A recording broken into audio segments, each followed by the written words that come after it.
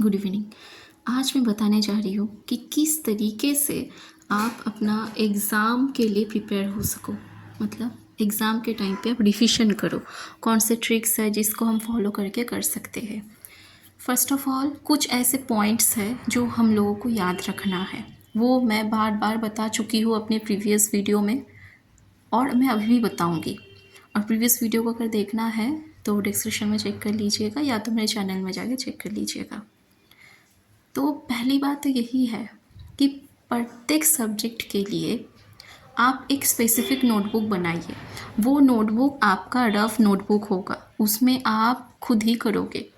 Okay, ऐसा नहीं कि वो कोई ट्यूटर के बेस में जो नोटबुक्स आप यूज़ करते हो वो वाला नहीं, स्कूल के नोटबुक्स नहीं।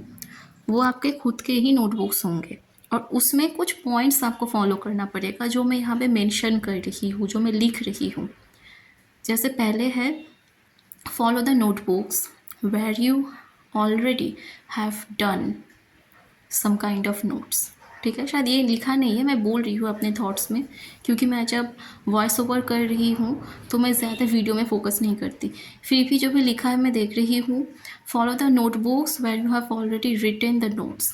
ठीक है, जो आपने नोट्स लिखा है नोटबुक में उसको आपको फॉलो करना है। मतलब वहाँ से ही पढ़ना है। एग्ज़ाम के टाइम पे कोई भी न्यू टॉपिक झट से टच नहीं करना है। अगर टीचर्स बोल रहे हैं कि आपको कोई न्यू टॉपिक है जो पढ़ना पड़ेगा तो ठीक है, लेकिन खुद से ही कोई नया टॉपिक नहीं पढ़ना है, वो प्रेशर ला देता है बहुत। ओके, लेकिन अगर आपको लगता है कि नहीं हम न्यू टॉपिक होने से भी एडजस्ट कर लेंगे तो वो आपका पर्सनल पॉइंट ऑफ व्यू है। नेक्स्ट है, फॉलो द इंस्ट्रक्शन। 2 पॉइंट में वही बताया जा रहा है कि जो आपके स्कूल या कॉलेजेस के प्रोफेसर है, टीचर्स है, जो बोलेंगे उसको ही फॉलो करना है। और साथ ही में लास्ट पॉइंट में ये बोला जा रहा था कि प्लीज़ कोई भी अगर आपको बोल रहा है कि ये इम्पोर्टेंट है, यही एग्ज़ाम में आएगा, तो आप उसको डायरेक्ट फॉलो ना करें। पहले जाके पूछ लीजिए किसी से कि ये सही है या नहीं।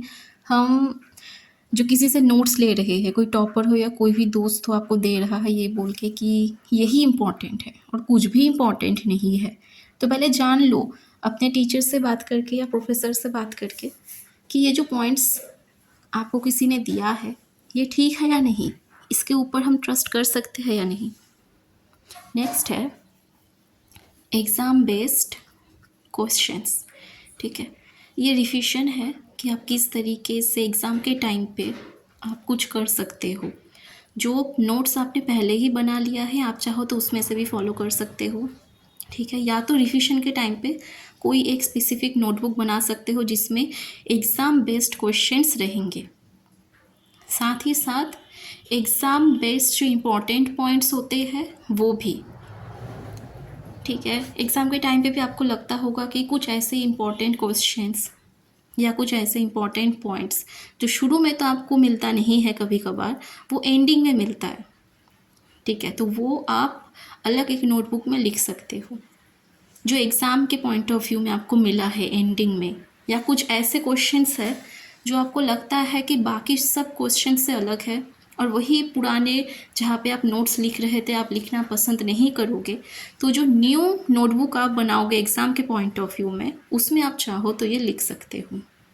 ठीक है, इसमें बस वही क्वेश्चंस लिखना है जो सिर्फ आपके टीचर्स ने बोला है। एग्ज़ाम बेस्ड क्वेश्चंस में वही क्वेश्चंस लिखना है जो आपके टीचर्स, चाहे वो स्कूल के हो, ट्यूटर्स हो या कोई प्रोफेसर हो, जो आपको बोला है कि यही इम्पोर्टेंट है, उसको ही इसमें लिखना है एग्ज़ाम बेस्ड क्वेश्चंस में। ठीक है, वैसे ही जो इम्पोर्टेंट पॉइंट्स है उसमें आप अपना लिख सकते हो। कोई टीचर्स भी अगर आपको बोल रहा है कि इम्पॉर्टेंट पॉइंट्स है एग्ज़ाम के लिए, वो भी साथ ही साथ आपको जो लगता है कि नहीं मुझे लगता है कि ये इम्पॉर्टेंट है मेरे पॉइंट ऑफ व्यू में, ये पॉइंट्स ये लाइंस जो है इम्पॉर्टेंट है, तो आप वो मेंशन कर सकते हो। ठीक है, अगर आपको लगता है कि नहीं मेरे पॉइंट ऑफ व्यू में हम जो सोच रहे हैं वही सबसे बेस्ट है, तो यही है। बहुत छोटा सा है। एग्ज़ाम के टाइम पे मुझे नहीं लगता कि उतना बड़ा बड़ा वीडियो आप लोग भी देखना पसंद करोगे, शायद नहीं भी कर सकते हो, तो इसलिए मैंने मीडियम साइज़ का ही बनाया है ये वीडियो, देख लीजिएगा। उसके बाद कुछ भी डाउट्स हो तो कमेंट सेक्शन में ज़रूर पूछ लीजिएगा। ओके। तो लाइक, कमेंट एंड सब्सक्राइब करना मत भूलना।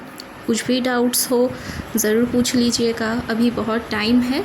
अगर टाइम कम भी है आपके लिए तो ये मेथड आप ज़रूर फॉलो कीजिएगा, ये बहुत काम पे आएगा। ये हर एक टाइम काम पे आता है। लाइक, कमेंट, सब्सक्राइब करना मत भूलना। ओके।